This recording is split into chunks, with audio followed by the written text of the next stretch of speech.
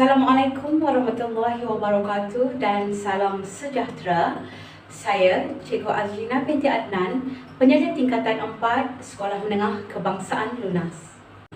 Video ini disediakan oleh pihak sekolah sebagai salah satu alternatif bagi menyalurkan maklumat kepada para pelajar mengenai pakej mata pelajaran elektif yang ditawarkan oleh pihak sekolah kepada para pelajar yang merangkumi 3 pakej utama. Yang pertama, pakej STEM. Yang kedua, pakej kemanusiaan. Dan yang ketiga, pakej PVMA. Selepas para pelajar mendengar taklimat daripada video ini, pelajar diminta untuk mengisi Google Form yang akan diberikan oleh guru kelas masing-masing melalui WhatsApp group ataupun Telegram group masing-masing. Jadi, tanpa membuang masa lagi, kita teruskan dengan taklimat pakej mata pelajaran elektif Sekolah Menengah Kebangsaan Lunas bagi tahun 2021. Assalamualaikum dan selamat pagi. Okey, saya Cikgu Syikir yang mengajar matematik tambahan. Di Sekolah Lunas ada 3 orang cikgu matematik tambahan. Yang pertama saya, yang kedua Cikgu Azrina, yang ketiga Cikgu Mona Liza. Okey, so untuk matematik tambahan, bila sebut matematik tambahan, kamu kena tahu apa itu kepentingan matematik tambahan. Okey, kepentingan dia ni kamu boleh bila kamu belajar matematik tambahan, kamu akan tahu untuk berfikir secara kreatif. Okey, kita kena tahu bidang kerjaya apa yang kita nak apabila kita ambil matematik tambahan. Yang pertama, bidang kejuruteraan, bidang perisian komputer, bidang kewangan dan juga pelbagai lagi bidang yang ada kat luar sana yang kamu boleh ceburi bila kamu ambil MAT. Okey, seterusnya kita kena tahu sebelum kamu nak ambil MAT, apa kemahiran asas dan topik asas yang kamu kena kuasai. Kemahiran asas yang kamu kena tahu adalah kena hafal sifir hingga sifir 12. Itu wajiblah. Yang kedua, mesti boleh mengira tanpa menggunakan kalkulator bagi operasi asas, iaitu tambah, tolak, bahagi dan juga darab. Okey, topik asas yang kamu kena tahu adalah yang pertama, algebra. Kedua, pecahan, persamaan linear dan juga indeks, trigonometri. Itu adalah sebahagian daripada topik asas di tingkatan 3 yang kamu kena mahir bagi mengambil matematik tambahan tahun ini. Okey, di Sekolah Lunas ada 3 kelas yang menawarkan pakej matematik tambahan. Pertama adalah kelas STEM 1, STEM 2 dan juga KM 1. Untuk masuk ke kelas ini, sekurang-kurangnya mesti dapat C bagi ujian matematik di tingkatan 1, 2 dan 3. Jadi kamu boleh tengoklah kamu sesuai atau tidak berada di kelas-kelas ini. Kelas STEM 1 dan kelas STEM 2 menawarkan pakej sains. Bagi kelas pakej STEM KM 1 dan juga STEM 2 menawarkan account. Jadi kamu boleh pilihlah kalau kamu dah menetapkan fikiran kamu di mana bidang yang kamu nak dan subjek apa yang kamu nak belajar. Kamu boleh pilih di ketiga-tiga kelas. Ketiga-tiga kelas ni semua ada MAT. Tapi untuk belajar MAT, kamu perlukan 3 sikap yang penting. Yang pertama, kena mula daripada awal. Yang kedua, kena rajin buat latihan. Yang ketiga, rajin bertanya. So, bagi yang mengambil MAT, selamat berjumpa di kelas tahun ini. Hai, Assalamualaikum dan salam sejahtera. Saya Puan Nurul Hafizah binti Mustafa, selaku Ketua Panitia Kimia. Okey, di sini cikgu akan memberi sedikit maklumat tentang mata pelajaran kimia. Okey, baik. Yang pertama, apa yang kamu akan belajar dalam mata pelajaran kimia?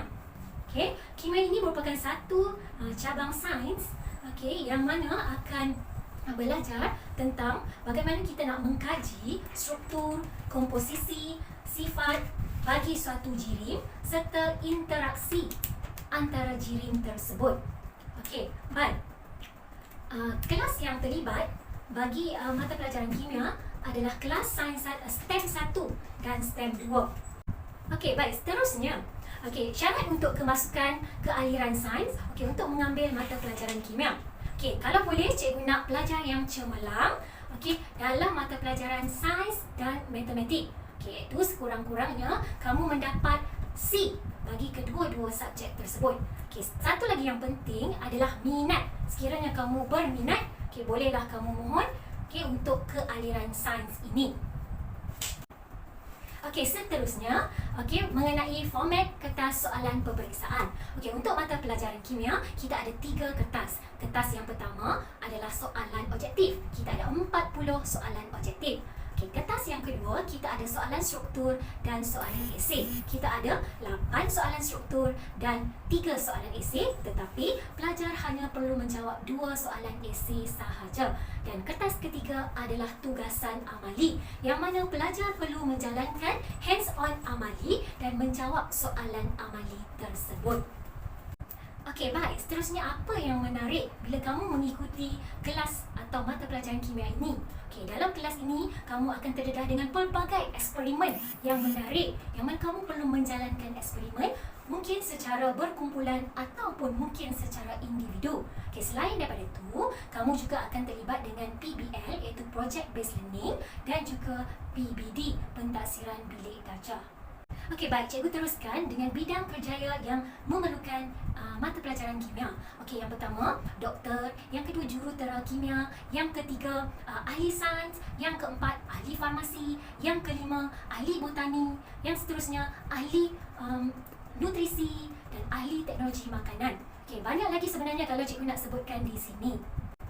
Okey, akhir sekali, bagi pelajar-pelajar yang berminat untuk mengikuti aliran sains, cikgu harapkan pelajar-pelajar ini mestilah menunjukkan sikap yang positif seperti rajin berusaha, bersungguh-sungguh dan sentiasa mengikut arahan yang diberikan. Cikgu rasa itu sahaja daripada cikgu. Sekian, terima kasih. Assalamualaikum dan selamat sejahtera. Saya ialah Cikgu Nur Adina binti Adi, akan mengajar subjek elektif fizik bagi tahun 2021. Okey, antara kelayakan yang diperlukan untuk kamu memasuki subjek fizik ini adalah bahasa Melayu, sains dan matematik sekurang-kurangnya C. Okay, bagi sekolah kita, kelas yang terlibat untuk mengambil subjek fizik ini ialah kelas STEM 1 dan STEM 2.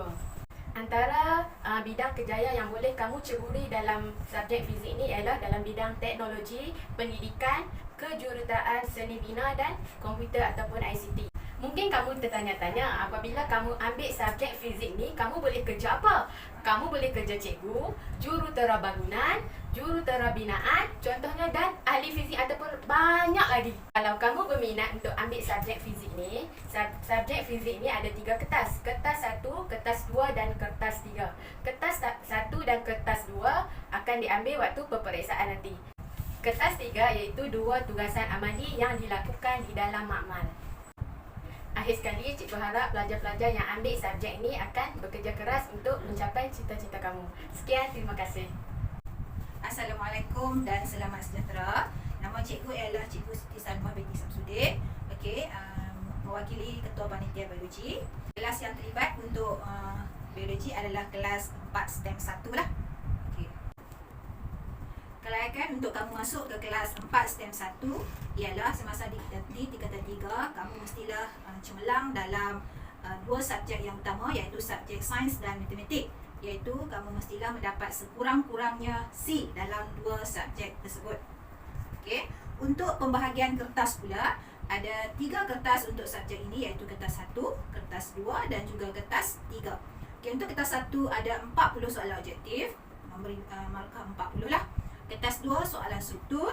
Okey, kamu perlu jawab 11 soalan struktur, ada soalan wajib dan ada soalan pilihan. Dan juga kertas 3, kamu perlu menjalankan amali praktikal di dalam makmal. Okey, jadi ketiga-tiga kertas tu membawa markah 140 markah dan akan tutup menjadi 100 markah. Okey, untuk kerja khusus pula, subjek biologi 4 STEM 1, kamu wajib melaksanakan 21 eksperimen wajib sepanjang tingkatan 4 dan juga tingkatan 5. Kemudian 2 PBL, Project Based Learning, iaitu projek lah, dan juga pelaksanaan PBD di dalam kelas. Dan seterusnya, apakah kejayaan-kejayaan yang kamu boleh ceburi bila kamu masuk ke kelas 4 STEM 1 ni? Ada banyaklah kejayaan. Contohnya dalam bidang perubatan, bidang penyelidikan, bidang pertanian, bidang pendidikan. Jadi kamu boleh jadi apa bila dah masuk kelas ni? Kamu boleh jadi doktor ataupun jururawat, saintis, guru biologi macam cikgu, ahli botani, ahli zoologi, ahli forensik dan lain-lain lah, ada banyak lagi. Okey, jadi cikgu harap sesiapa yang memilih kelas 4 STEM 1 biologi akan berusaha bersungguh-sungguh dan tidak berputus asa lah dalam menjalani PDP dalam kelas tersebut. Okay, terima kasih. Assalamualaikum dan salam sejahtera. Cikgu Rosmara binti Awang Ahmad, KP Prinsip Perakaunan SMK Lunas. Okey, di sini cikgu nak cerita sikit berkaitan dengan subjek prinsip perakaunan. Okey, kamu hanya jumpa prinsip perakaunan ni masa tingkatan 4 dan tingkatan 5. Okey, untuk prinsip perakaunan, untuk masuk ke kelas prinsip perakaunan yang ditawarkan di sekolah kita untuk kelas 4 KM1 dan 4 STEM 2. Okey, untuk kelayakan, cikgu melihat subjek bahasa Melayu dan juga matematik yang sekurang-kurangnya kamu kena dapat C. Okey. Okey, selain daripada itu, untuk subjek perakaunan kita ada 3 paper. Okey, kertas 1, kertas 2 dan juga kerja khusus kertas 3. Okey, untuk kertas 1 macam biasalah, soalan objektif 40 soalan. Untuk kertas 2 kita ada soalan esei lah, esei penuh. Okey, dan untuk kerja khusus kita ada masa tingkatan 5. Tingkatan 4 kamu jangan risau, tak ada kerja khusus. Dan tajuk kerja khusus tu akan diberi pada bulan 3 semasa kamu di tingkatan 5. Okey, cikgu tahu untuk di Sekolah Menengah Lunas ni, subjek perakaunan sangat menjadi pilihan. Kerana apa? Yang pertama, dari segi kerjaya lah. Okey, untuk kerjaya akaun ni, okey, kita ada yang paling famousnya accounting lah. Orang sebut accounting. Okey, kita tahu itu kerjaya yang paling utama untuk pelajar yang nak ambil prinsip perakaunan. Okey, yang kedua, kerali akaun, juru audit, guru perakaunan, pensyarah perakaunan. Dan istimewanya subjek perakaunan, bila keluar sijil SPM, kita ada satu sijil tambahan iaitu sijil LCCI. Di mana untuk dapatkan sijil LCCI, kamu kena dapat sekurang-kurangnya C dalam mata pelajaran prinsip perakaunan SPM. Okey, itu saja. Terima kasih. Hello, hai. Okey, saya Cikgu Yu. Okey, cikgu rasa ramai kamu yang tahu lah cikgu sebab tahun lepas cikgu ajar geografi tingkatan 3. Okey, tahun ini cikgu juga akan ajar geografi tingkatan 4. Okey, so untuk hari ini cikgu akan terang beberapa perkara mengenai geografi. Satu, apa yang kamu akan belajar di tingkatan 4 dan 5. Okay, yang kedua, format peperiksaan. Dan yang ketiga, kerjaya dalam bidang geografi. Okey, yang pertama, apa yang kamu akan belajar dalam geografi? Okay, sama. Sebenarnya geografi tingkatan 4 dan 5 adalah kesinambungan daripada geografi tingkatan 1, 2 dan 3.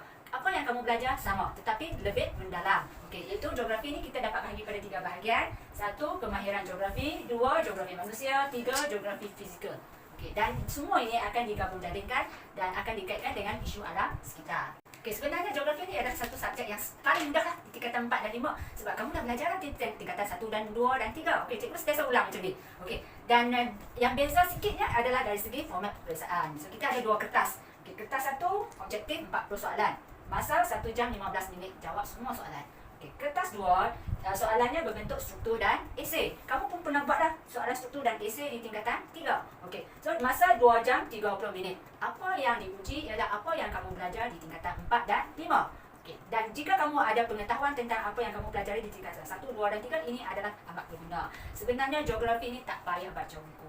Yang penting masa cikgu terang dalam kelas, kamu bagi perhatian. Kemudian apa kerja yang cikgu bagi, kamu buat. Cikgu garanti 100% mesti sekurang-kurangnya dapat D.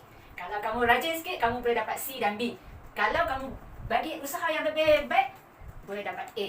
Sejarah, okey, sejarah peratus lulus SPM di sekolah kita tak pernah kurang daripada 80% lulus. Okey, maksudnya kalau 10 orang ambil, 8 orang akan lulus. 2 orang tu yang tak boleh lah, dia tak mau tolong diri sendiri, cikgu pun tak boleh tolong lah. Okey, kriteria pemilihan pelajar untuk ambil subjek elektif ini senang saja. 1, rajin. 2, nak belajar. Okey, yang ketiga, okey, kriteria khusus lah. Cikgu akan lihat PBD kamu. Okey, terutamanya kerja lapangan. Sebab kerja lapangan memang wajib kena buat di tingkatan 4 dan 5. Dan satu lagi kriteria ialah nak tengok pelibatan kamu dalam PDPR masa cuti. Okey, apa pentingnya kamu belajar geografi? Now, what can you do with geography? Cikgu bagi 5 perkataan. Everything has to do with geography. Apa yang ada di sekitar kita, semuanya ada kaitan dengan pengetahuan geografi. Kita guna pengetahuan geografi dari segi bila kita nak buat sebarang keputusan. Macam bila kerajaan nak buat dasar. Okey, untuk pembangunan ekonomi, kependudukan, okey, untuk pengurusan sumber. Malah kita bila nak mulakan bisnes, nak mulakan perniagaan, kita juga perlu menggunakan pengetahuan geografi. So geografi ini amat penting dan kebanyakan universiti menawarkan kursus yang melibatkan geografi. Antaranya ialah kajian tentang geografi sumber, geografi lautan, geografi ekonomi, geografi kawasan, geografi politik, okey, dan banyak lagi lah. Dan kerjayaannya memang amat berpotensi dan amat luas. Okey, dan bagi mereka yang berminat, yang dah masuk kelas 4 jom, cikgu akan bagi maklumat yang lebih teliti lagi lah, lebih jelas. Okey, macam contohnya di sini. Okey, kita tengok perancangan bandar moden ini melibatkan pengetahuan geografi. Okey, dan pengetahuan alam sekitar, kajian tentang ruang. Pendek kata semua perkara okey yang ada kaitan dengan kita adalah berkaitan dengan geografi. Okey, bila kamu belajar geografi, kamu belajar semua perkara. Okey. Selamat pagi, saya Cikgu Anandan yang mengajar ekonomi untuk tingkatan 4 dan 5. So, ekonomi adalah mata pelajaran elektif untuk pelajar tingkatan 4 dan 5. Bagi tingkatan 4, ekonomi ditawarkan hanya kepada pelajar-pelajar 4 KM2, iaitu dalam pakej yang kelima. Para pelajar boleh rujuk pakej yang kelima. Dia ada pilihan untuk mata pelajaran ekonomi. Mata pelajaran ekonomi tidak ada kerja kursus, tapi format peperiksaannya adalah ada kertas 1, soalan objektif, 40 soalan objektif, dan kertas 2, bahagian A soalan struktur, bahagian B soalan AC. Kena jawab bahagian A dan bahagian B. Pelajar-pelajar yang mengambil mata pelajaran ekonomi boleh melanjutkan pelajaran di tingkatan 6, di kolej matrikulasi, politeknik dan di universiti. Pelajar-pelajar yang berminat boleh memilih pakej ini. Syaratnya kena lulus peperiksaan matematik di peringkat PT3. Kemudian dia ada 2 buku teks, boleh nampak di sini 2 buku teks akan dibekalkan kepada kamu untuk tingkatan 4 dan tingkatan 5 nanti. Okey, sekian, terima kasih. Assalamualaikum warahmatullahi wabarakatuh. Ustazah Emilia binti Madazali diberi tanggungjawab untuk mengajar subjek tasawuf Islam bagi tahun 2021 bersama dengan Ustazah akan dibantu oleh Ustaz Khairul Safi.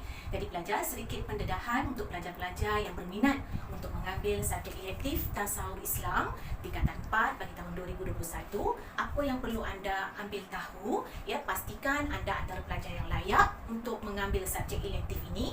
Kelayakannya mudah, tak payah, ya. Pastikan anda adalah seorang pelajar yang berminat dalam subjek pendidikan Islam, selalu dapat keputusan yang cemerlang di dalam kertas pendidikan Islam, sekurang-kurangnya dengan pencapaian grade D, ya. InsyaAllah anda boleh apply untuk elektif tasawuf Islam di tingkatan 4. Untuk pelajar-pelajar yang gagal kertas pendidikan Islam dan juga gagal dalam kertas bahasa Melayu, pelajar ini sama sekali Ustazah tak cadangkan untuk anda apply elektif tasawuf Islam.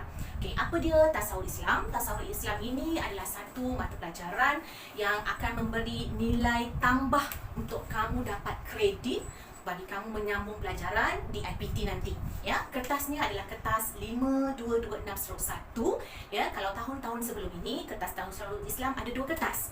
Kertas 1 yang membawa 40 markah dan kertas 2 100 markah, 140, ya, 140 markah.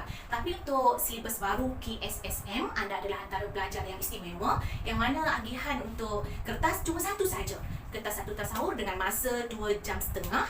Bahagian A cuma ada 20 markah dan bahagian B dengan agihan 80 markah. Dengan masa 2 jam setengah, 1 saja paper tasawuf Islam yang kamu akan duduki di Sijil Pelajaran Malaysia, ya. Jadi untuk laluan kerjaya bagi subjek tasawuf Islam, selain daripada pekerjaan-pekerjaan accountant ke guru ke apa sahaja pekerjaan, boleh tasawuf Islam boleh menjadi subjek yang menjadi kredit tambahan untuk kamu menyambung pelajaran dan berkerjaya selepas tamat menduduki kertas ini di peringkat universiti pun ada, ya. Jadi tasawuf Islam ni bukan satu subjek yang sukar untuk anda skor, kerana jika anda boleh membaca, anda minat dan selalu dengan buat ulang kaji, insyaAllah dia boleh menjadi subjek yang boleh membantu anda kredit di dalam subjek elektif, ya. Jadi Ustazah seru sekali lagi, pastikan anda layak, minat dalam pendidikan Islam, lulus dalam bahasa Melayu, bolehlah daftarkan diri anda sebagai salah seorang calon untuk apply elektif di dalam tasawuf Islam di dalam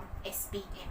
Okey, Ustazah rasa itu saja penerangan secara ringkas. Ya, insyaAllah Ustazah menyeru sekali lagi kepada pelajar-pelajar yang berminat dengan kertas tasawuf Islam, sila daftarkan diri anda untuk menjadikan subjek ini sebagai satu subjek elektif untuk SPM anda. Terima kasih.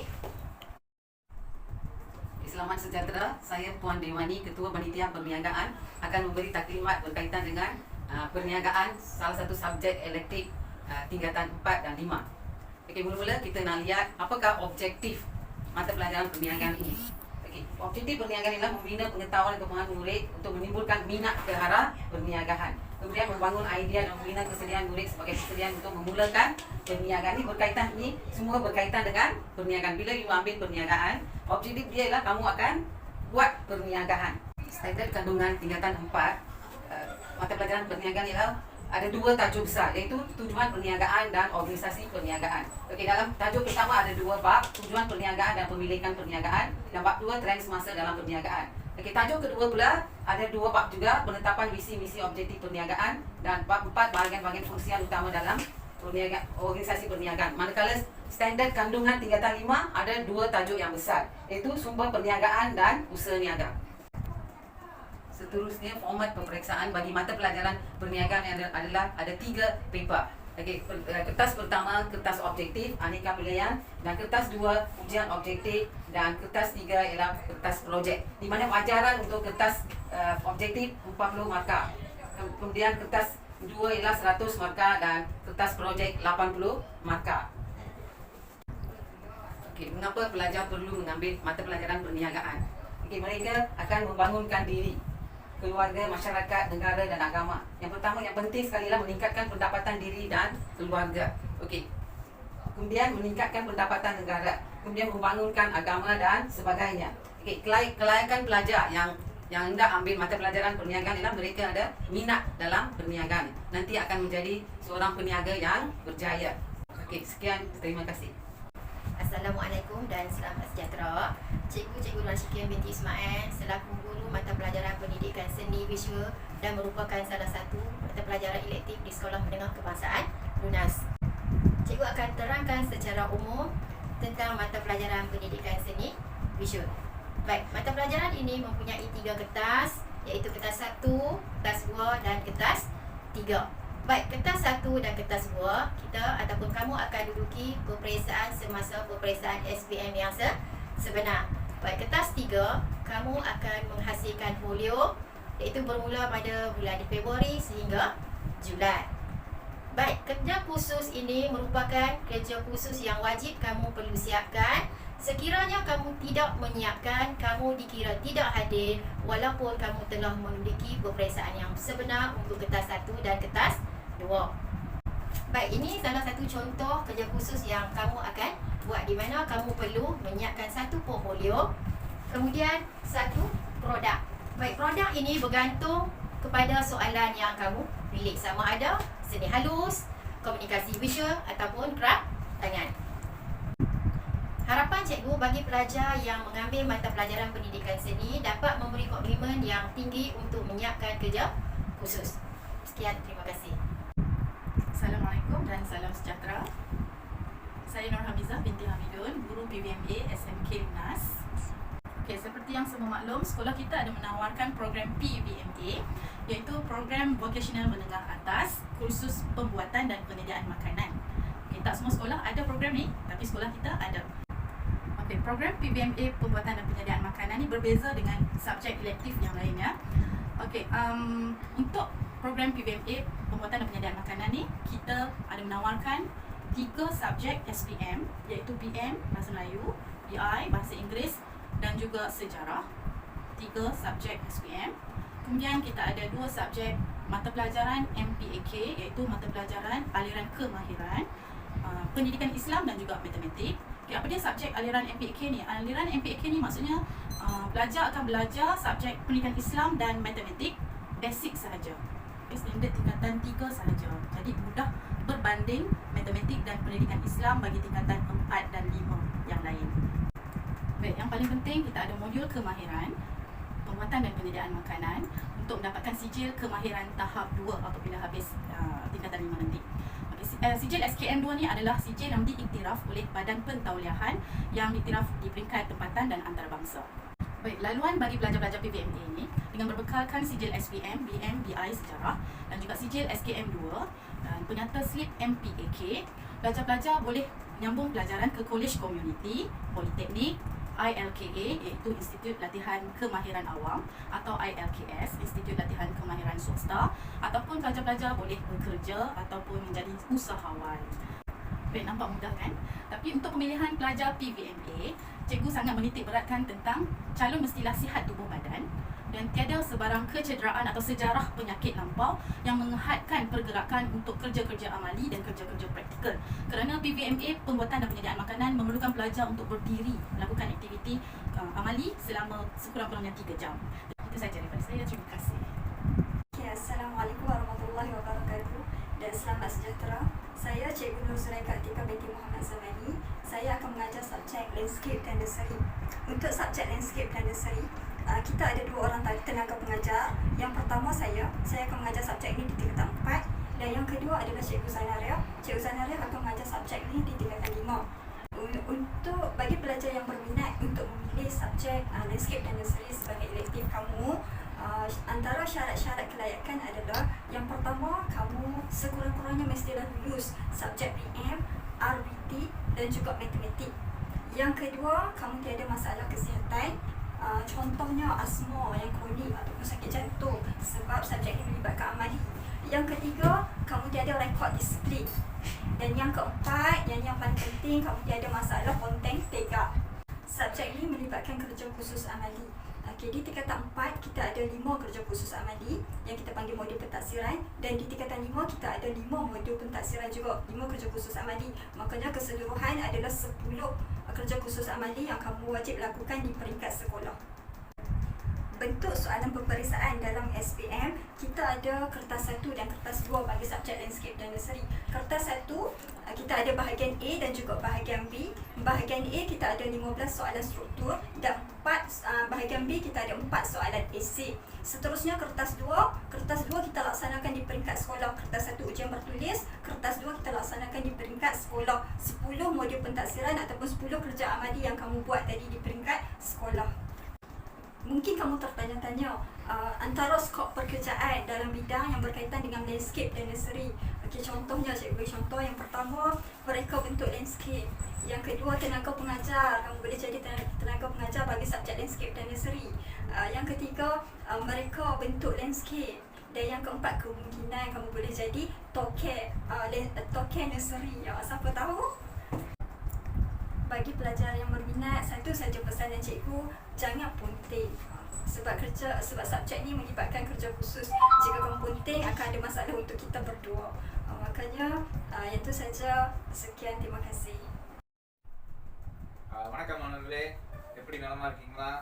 வடிவம் 4 நீங்க வந்திருக்கீங்க. சரி, இந்த ஆண்டு தமிழ் பாடம் வந்து கேஎஸ்எஸ்எம் முறையில் சென்ற ஆண்டே ஆரம்பிச்சிட்டாங்க. ஸோ இந்த கேஎஸ்எஸ்எம் முறையில் வந்து பழைய மாதிரி 2 தாட்கள் இருக்கின்றன. தாள் 1, தாள் 2. தாள் 1 வந்து 1 மணி நேரம் 45 நிமிடங்கள்.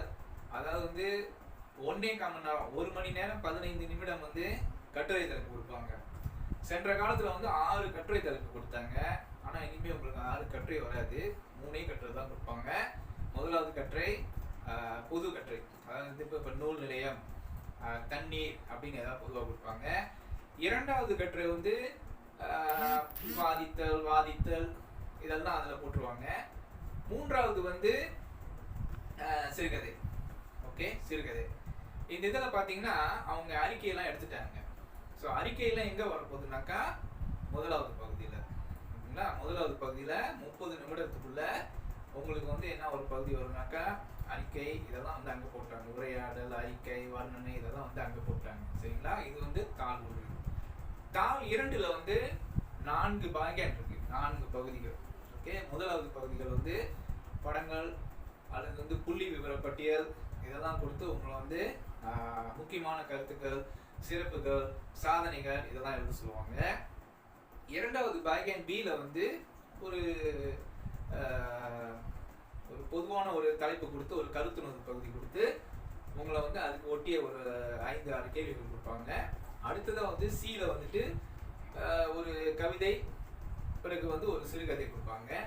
Dல வந்துட்டு பார்த்தீங்கன்னாக்கா இலக்கியமும் இலக்கணமும். இலக்கியம் வந்து செய்யுள், பழமொழி, திருக்குறள் இதெல்லாம் பற்றி கேள்விகள் வரும். அடுத்தது இலக்கணம் வந்து இலக்கணம் சம்மந்தப்பட்ட கேள்விகள். சரிங்களா?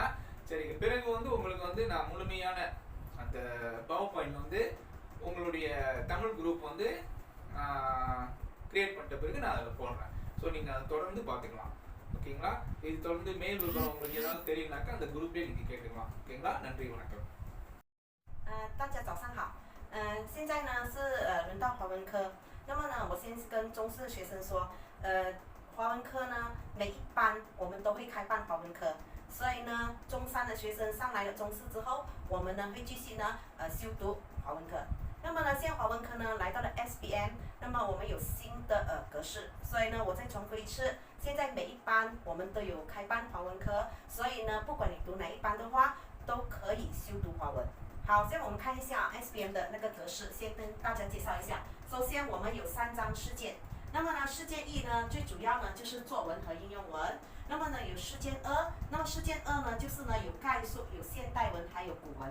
那么呢，还有这个第3章的事件呢，事件3，那么呢最主要是口试。那么呢，这个是呢用分组进行的，所以这个呢也是呢由外面的老师来给你们做口试，定你们的分数。所以呢，这3章加起来的话呢，总分呢是230分。所以呢，现在呢读华文呢，你们呢除了是自己的母语，是我们的责任，那么呢也不要忘记，现在华文呢价值呢很高，所以希望呢大家呢继续修读我们的华文。好，谢谢大家。 Salam sejahtera, saya Cikgu Baldewa, kaunselor anda. Pertama sekali, saya mengucapkan tahniah kepada pelajar tingkatan 4 yang berjaya memasuki alam sekolah menengah atas yang sekarang ni kita jumpa dalam alam maya. Pertama sekali, saya ingin menekankan dalam program orientasi untuk pelajar tingkatan 4, memastikan kamu memilih pakej yang sesuai untuk diri anda, mengikut cita-cita pelajar, mengikut keputusan ujian psikometrik. Jadi, anda pilih pakej yang sesuai dengan diri anda. Jangan sekali-kali kamu pilih pakej mengikut kawan. Okay? Jadi, pastikan anda pilih pakej mengikut kemauan kamu dan juga mengikut cita-cita anda. Sekiranya kamu ada apa-apa masalah, kamu boleh menghubungi kami, okay, saya ataupun Cikgu Wan Waihati. Kami sentiasa bersedia untuk membantu anda. Yang penting di sini, untuk alam menengah atas ni, peperiksaan SPM kamu akan hadapi dan juga ia akan menjanjikan masa depan yang cerah untuk anda. Jadi, pastikan anda dari awal memberi tumpuan dan juga pastikan anda berusaha bersungguh-sungguh untuk mendapat keputusan yang cemerlang dalam peperiksaan SPM. Kami, Unit Counselling, sentiasa bersedia membantu anda untuk mencapai kecemerlangan dalam akademik. Dan Unit Counselling sedang membuat persiapan berjumpa anda dalam alam maya melalui Google Meet. Kita akan hantar link untuk Google Meet. Pastikan semua pelajar serta turut serta dalam Google Meet untuk mendapatkan maklumat lanjut daripada kami. Sekian, terima kasih. Assalamualaikum warahmatullahi wabarakatuh dan selamat sejahtera. Nama Cikgu Wan Hayati binti Wan Abdul Halim. Cikgu merupakan guru bimbingan dan kaunseling kepada semua pelajar tingkatan 4 tahun 2021. Cikgu berharap agar semua dapat membuat pemilihan pakej tingkatan 4 dengan tepat. Pelajar perlu mengambil kira minat kerjaya, kebolehan dan juga potensi diri pelajar. Selain itu, tahap pencapaian iaitu prestasi akademik terutamanya sewaktu berada di tingkatan 2 dan juga di tingkatan 3. Pelajar boleh berbincang bersama ibu bapa atau waris mengenai pemilihan pakej tersebut. Jika ada persoalan atau keliru dalam membuat pemilihan pakej tersebut, bolehlah menghubungi cikgu ataupun Cikgu Baladewa, juga merupakan guru bimbingan dan kaunseling untuk mendapatkan bimbingan dan juga nasihat. Akhir sekali, selamat menjalani PDPR di rumah masing-masing terlebih dahulu dan sehingga berjumpa lagi. Sekian, terima kasih.